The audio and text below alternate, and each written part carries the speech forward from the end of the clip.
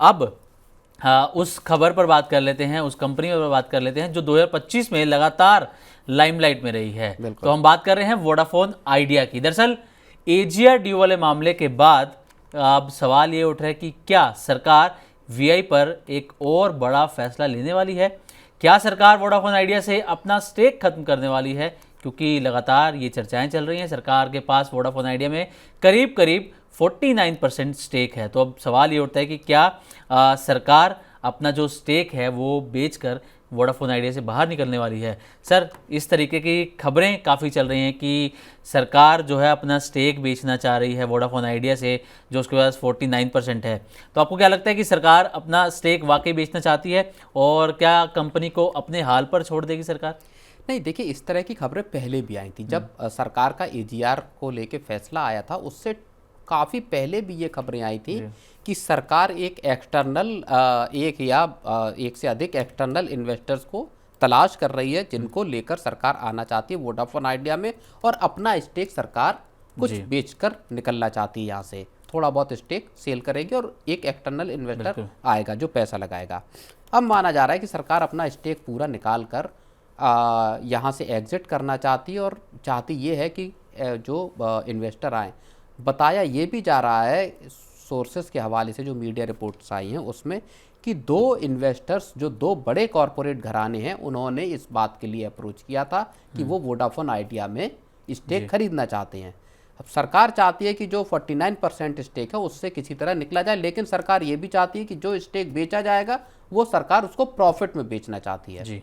इसका मतलब यह है कि कंपनी टिकी रहे मजबूती से, कंपनी कारोबार में आगे बढ़े, और तब जब शेयर चढ़ेंगे तो सरकार वहां से, क्योंकि सरकार ने इक्विटी अपना कन्वर्ट कर ली थी अपने बकाये को, और उसके बाद सरकार अब चाहती है कि उसमें से निकला। लेकिन अगर एजीआर बकाये को फ्रीज कर दिया 87,000 करोड़ रुपए पे, 87,695 करोड़ रुपए पे, उसके बाद अगर सरकार ये फैसला लेती है तो ये देखना होगा कि क्या सरकार के इस फैसले के बाद कंपनी किस तरह से अपने रिवाइवल का, और क्योंकि सरकार ये भी कह चुकी है कि भाई आपको कंपनी खुद चलानी है, मैनेजमेंट आपको खुद चलाना, कंपनी का टर्न अराउंड कंपनी के एग्जीक्यूटिव्स को करना होगा, न कि सरकार को करना है ये।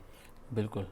और इसी लिहाज से सरकार ने, देखिए, अगर आप उसके पूरी एजीआर वाला जो मामला है उसको अगर आप देखेंगे तो सरकार ने राहत 1 रुपए की नहीं दी, बस मॉरेटोरियम दे दिया कि साहब आप 10 साल बाद, आप 10 साल का पीरियड आपको दिया चुकाने के लिए, 5 साल का आपको फ्री टाइम दे दिया कि 5 साल तक आप अपना धंधा सेट कीजिए और उसके बाद पैसा चुकाना शुरू कीजिए। लेकिन पूरा आपको चुकाना होगा। पैसा आपको पूरा उसमें कोई राहत नहीं दी गई है। कोई राहत नहीं है। अच्छा सर, सरकार का जो ये एजीआर वाला मसला था वोडाफोन आइडिया और सरकार का, ये अटका हुआ था, जिसकी वजह से ना तो कोई बैंक आगे आ रहा था कंपनी को लोन देने के लिए, जबकि कंपनी को पैसों की ज़रूरत थी, ना कोई बड़ा इन्वेस्टर आ रहा था।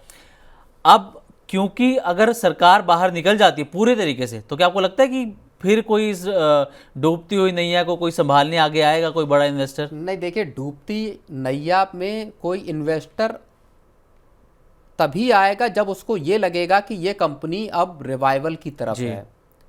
मुझे तो ये भी लगता है कि क्या बैंक जो है वो जो 25,000 करोड़ रुपए की कंपनी मांग कर रही है कि उसे डेट दिया जाए जिससे वो अपना कारोबार चलाए, या 55 हज़ार करोड़ रुपए के केपेक्स की कंपनी की जो एक इरादा है उसके जरिए अपनी सर्विसेज को बेटर करने का, तो 25,000 करोड़ रुपए का कर्ज देने के लिए अभी, अब चूंकि तस्वीर साफ हो गई है, क्या बैंक इस बात के लिए अभी राजी होंगे कि वो कंपनी को 25,000 करोड़ का नया कर्ज दें, क्योंकि लायबिलिटी कोई खत्म नहीं हुई है कंपनी के सामने। तो ये एक बड़ा मुश्किल सवाल है इस वक्त कि क्या कोई एक्सटर्नल इन्वेस्टर इस मोर्चे पर, हो सकता है इन्वेस्टर अगले 1 या 2 क्वार्टर का इंतजार करें, जहां पे कि चीजें अब थोड़ी स्पष्ट हो, तस्वीर चूंकि साफ हो गई है कि अब कंपनी इस पोजीशन से खुद को किस तरीके से आगे लेकर जाती है। तो अगले 2 क्वार्टर कम से कम ऐसे होंगे जहां वोडाफोन आइडिया के क्या कस्टमर छोड़कर जाते हैं, या